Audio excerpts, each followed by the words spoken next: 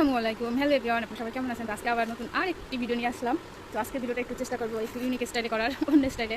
এই যে তো আজকে নিয়ে আসছি একটা কম্বো সেট। তো কম্বো সেটের সাথে কী কী থাকবে, তো ফার্স্টে এখানে দেখিয়ে দিচ্ছি একটা বোরকা আছে।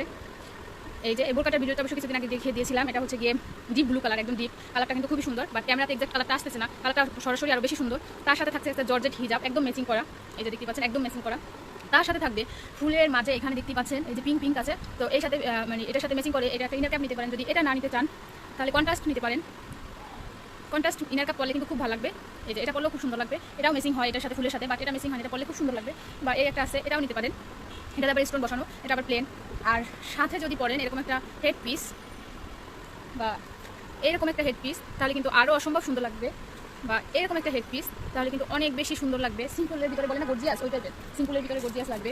সাথে এই টাইপের হচ্ছে গিয়ে হিজাব পিন নিতে পারেন, এই স্টোন বসানো। এই পিনগুলো কিন্তু খুবই ভালো, দুই সাইডে লক সিস্টেম আছে। এই সাইডে স্টোন বসানো, এই সাইডে হচ্ছে গিয়ে একটা পাল দেওয়া আছে, যার কারণে হচ্ছে গিয়ে হিজাব পিন পরলে যাদের বাচ্চা আছে বা অনেকেই হচ্ছে অস্বস্তিতে ভুগে যে হিজাব পিনে লাগে কিনা শরীরে, এই জন্য হচ্ছে গিয়ে এটা করতে পারেন, যাতে করে এটা শরীরে বাঁধবে না।